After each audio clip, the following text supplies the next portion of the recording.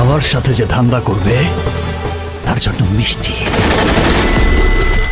আর আমার শত্রুর সাথে যে ধান্দা করবে তার জন্য বুলেটের বৃষ্টি। হ্যালো ভিউয়ার্স, কেমন আছেন? আশা করি ভালো আছেন। আগামীকাল 12ই মার্চ মেগাস্টার শাকিব খানের বহুল প্রতীক্ষিত cinema Prince once upon a time in Dhaka এর ট্রিজার ড্রপ করা হয়েছিল, যা রীতিমধ্যে সোশ্যাল মিডিয়ায় আগুন লাগিয়ে দিয়েছিল। পাশাপাশি আরও অনেক নেগেটিভিটিও করা হয়েছে এই টিজার নিয়ে, যা নিয়ে আজ আমি কথা বলবো এই ভিডিওতে। চলো বেশি কথা না বাড়িয়ে শুরু করা যাক এই ভিডিও। প্রিন্সের টিজার আসার অপেক্ষায় করতে করতে সাকিবিয়ানরা রীতিমতো কান্নাই করে ফেলেছিল।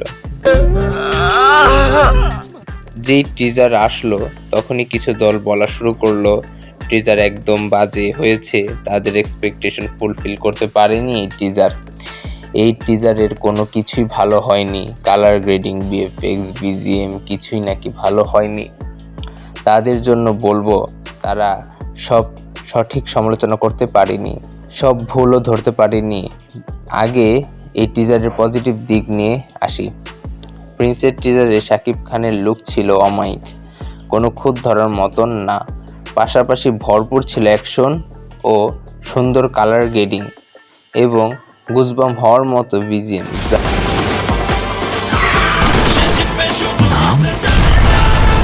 নেগেটিভ দিকে আসি, তাহলে প্রথমেই কথা হবে এই টিজারের ভিএফএক্স নিয়ে। ভিএফএক্স খুব বাজে হয়েছে।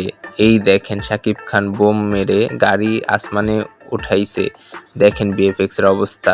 এই যে শাকিব খান উইরা আইসা গুলির বর্ষণ করছে, দেখেন রক্তের অবস্থা, কারে মারে আর কার শরীর থেকে রক্ত বেরোয়। আর কিছু কথা বলবো মেশিন গান নিয়ে।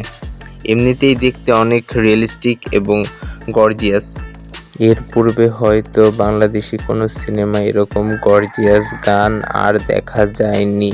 দেখেন মনে হচ্ছে শাকিব খান একটা ফমের কোলবালিশ নিয়ে হাঁটছে। একটা মেশিন গানের ওজন কম করে হলেও 15 থেকে 20 কেজি হয়ে থাকে।